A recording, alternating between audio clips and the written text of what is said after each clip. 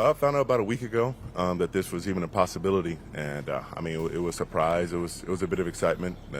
Being in LA, of a lot of roots here, and knowing that there's a winning culture and some great teammates and great coaches here.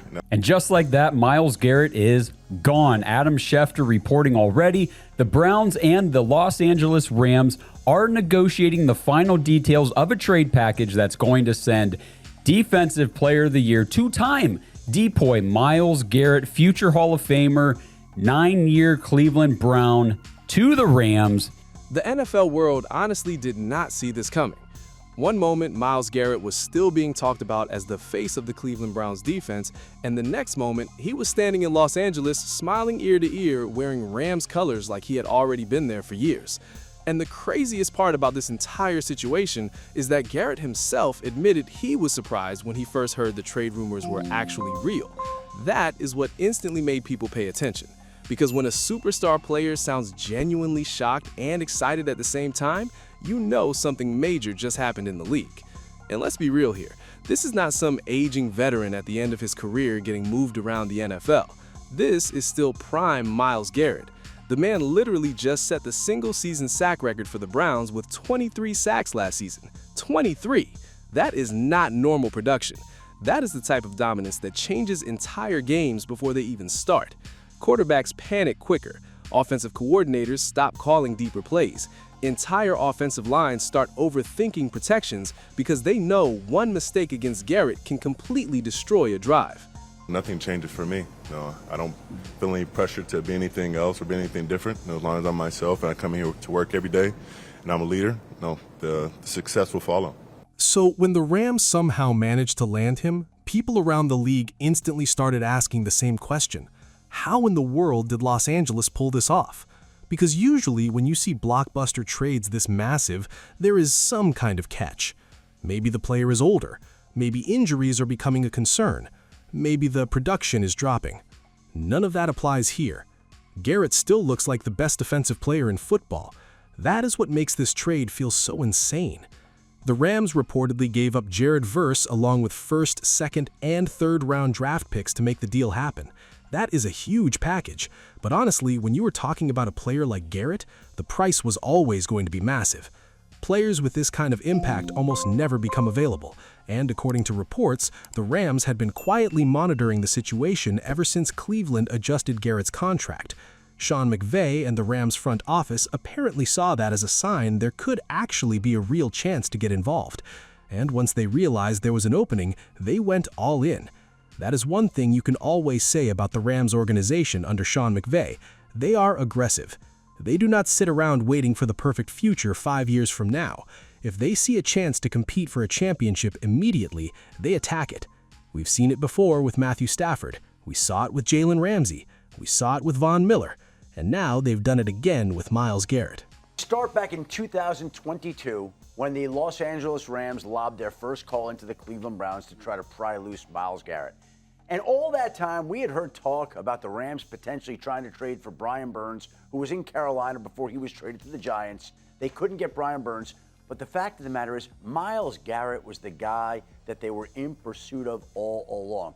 When Garrett spoke during his introductory press conference, you could immediately hear how excited he was about the move. He admitted he only found out about a week earlier that joining the Rams was even possible. He called it a surprise, but you could also hear genuine excitement in his voice because he already understood what the Rams represented. Winning culture, great teammates, great coaches, big moments, prime-time football. That stuff matters more than fans sometimes realize. Because at this stage of Garrett's career, it is not just about stats anymore. He already has the awards. He already has the recognition. He already has Defensive Player of the Year trophies sitting at home. Now it becomes about legacy, championships, deep playoff runs, being remembered as part of winning football history instead of only individual greatness. And honestly, the Rams might have just given him the perfect opportunity to do exactly that. What made Garrett's comments stand out even more was how calm and confident he sounded. He said nothing changes for him. He does not feel pressure to become someone different. He said as long as he comes to work every day, leads the team, and stays himself, success will follow naturally. That mentality is huge because sometimes superstar players get traded into situations where expectations become overwhelming. Guys start forcing things, trying too hard, doing too much. Garrett does not sound like that at all.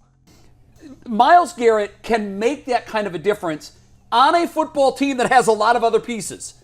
He is a wasted commodity in Cleveland because despite the fact that he's been the most dominant defensive player in the league over the last 3 years, they had 3 wins 2 years ago and 5 wins last year. He sounds like somebody who already believes this situation fits him perfectly. And then things somehow became even crazier when Sean McVay's reaction started making headlines.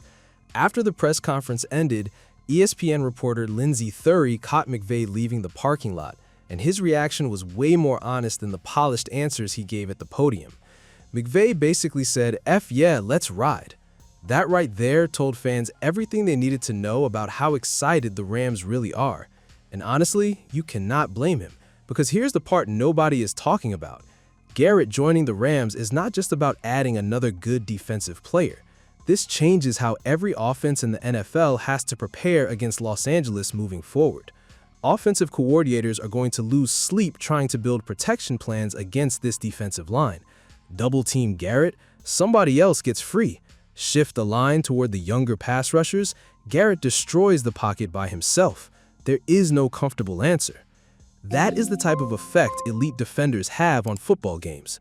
And what makes this even scarier is the fact that Garrett seems energized by the move instead of pressured by it. During interviews, he kept talking about loving football, loving the process, and loving the opportunity to compete in big moments again. Sean McVay even looked like a proud father listening to him answer questions, because Garrett's mentality already sounded perfectly aligned with the Rams' culture. The Browns are a terrible organization. They've been a terrible organization. They ultimately had to trade Myles Garrett because of so many mistakes they've made, right? You shouldn't be in a position where you have to trade maybe the greatest player in the history of your franchise, certainly the best defensive player in the history of your franchise, certainly one of the best defensive players in the history of the league. Talent alone does not create championships. Every year, teams stack big names together and still fail because the chemistry never connects. Leadership matters. Locker room energy matters. And Garrett already sounds fully invested before playing a single snap for the Rams. That should honestly scare the rest of the NFC. Think about the timing of this move. The conference is loaded with elite offenses right now. The only consistent way to slow down explosive offenses in today's NFL is by creating pressure naturally without blitzing constantly. That is exactly why Garrett changes everything. The Rams can now pressure quarterbacks with 4 rushers while keeping extra defenders in coverage behind them. That changes defensive flexibility completely. And when quarterbacks start feeling pressure faster, mistakes happen. Garrett has built his entire career on creating exactly that kind of chaos. Here's the part nobody is talking about. On the Browns side, this situation is way more complicated. When you trade away a player like Myles Garrett, the return package has to work.